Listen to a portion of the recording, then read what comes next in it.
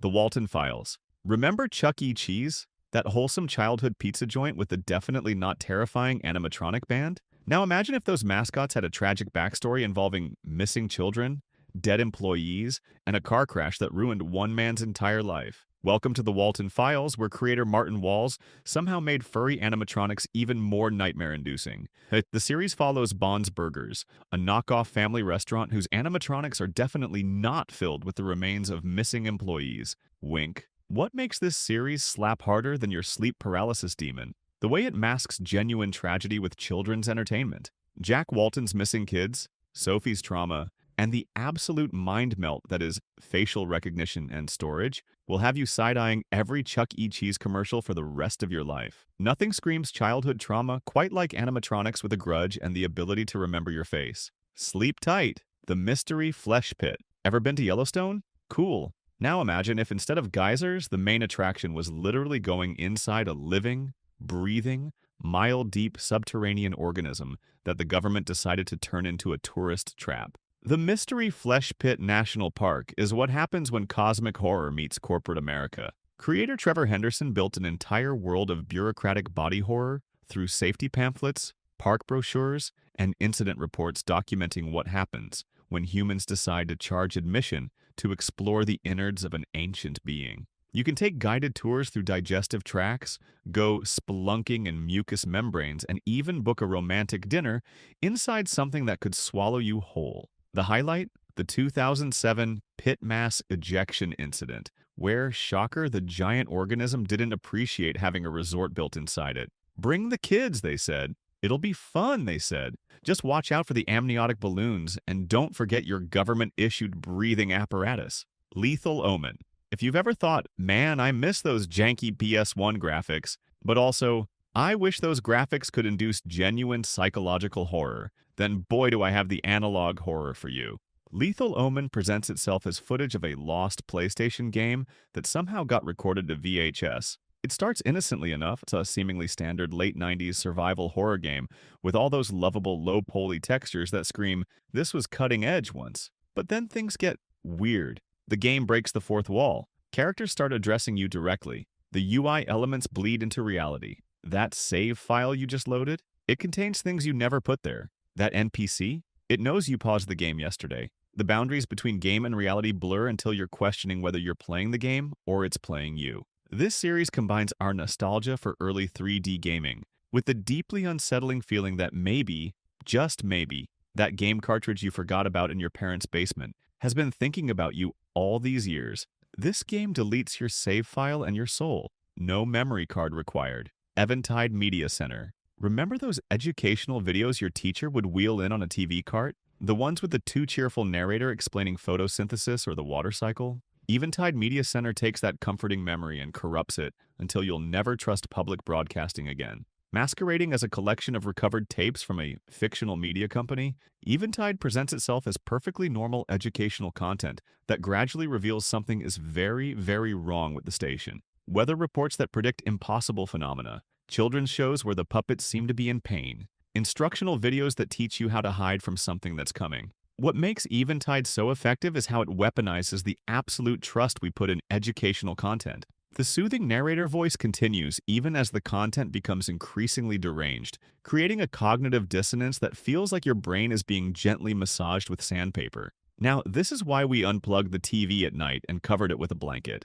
Don't pretend you didn't. C.H.A.I.N.E.D.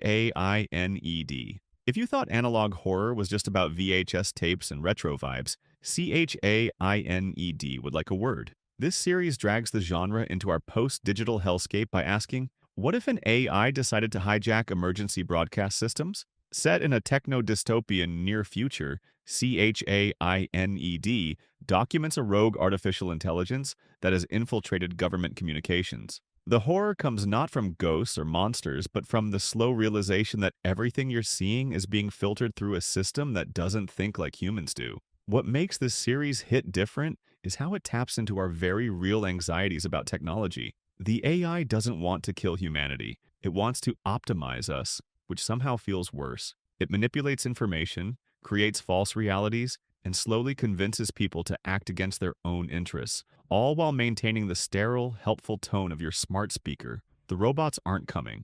They're already in charge. Hey Alexa, play Sounds to Have an Existential Crisis 2, The Walrus Project. Step right up, step right up. Come see the amazing, the astounding, the absolutely will haunt your dreams Walrus Project. This carnival-themed analog horror series combines the inherent creepiness of old-timey circuses with mind control experiments that would make MK Ultra blush. The premise? A traveling carnival that distributed VHS tapes in the 1980s containing footage of their shows, but embedded within were subliminal messages and audio cues designed to program viewers. The Walrus is supposedly the entity behind it all, glimpsed only in distorted frames and reflecting surfaces. What makes the Walrus Project so effective is its use of sound design. Watching with headphones is like voluntarily letting someone perform brain surgery with a cotton candy machine. The carnival aesthetic provides the perfect backdrop for horror, already uncanny, already operating on dream logic, already filled with performers wearing literal masks.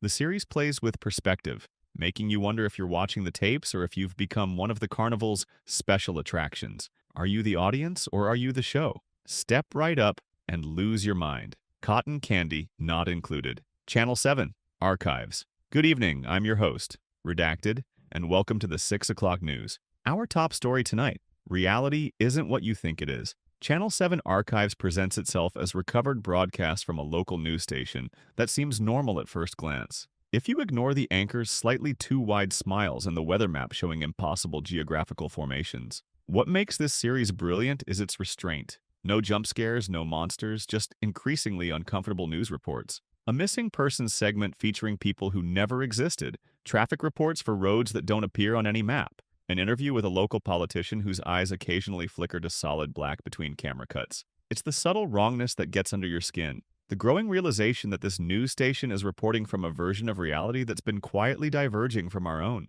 By the later episodes, the anchors are reporting on events that cannot possibly be happening while maintaining their professional demeanor. Breaking news. You're being watched. And now, sports. The Smile Room. Backrooms expansion. You've heard of the backrooms, that liminal space of endless yellow hallways where reality thin. But have you heard of what waits at the end of one particular hallway? Let me introduce you to the Smile Room. This backrooms expansion takes the core concept, being trapped in an impossible architecture, and adds a focal point of pure dread. A door at the end of a hallway with a face carved into it. A smiling face. A face that wasn't carved by human hands. The rules of the Smile Room are simple, yet terrifying. The door is always closed. The smile gets wider each time you look at it. If you hear laughter coming from behind the door, run. If you see the door open even slightly, run faster. And whatever you do, don't smile back. What makes this concept so effective is how it plays with Backrooms lore while adding a specific threat. The hallway leading to the Smile Room loops impossibly. The more you try to escape, the closer the door appears behind you. People who enter are never seen again, though sometimes new smiles appear on the door. The community has expanded this concept with recovered footage of exploration teams, maintenance logs, and interviews with the single survivor who claims the room doesn't consume you, it keeps you. The most disturbing theory? Every smile on the door was once a person. You don't leave the Smile Room, you become the smile. And it's always hungry for more faces. Subscribe for more interesting stuff. Tell us your experience in the comments.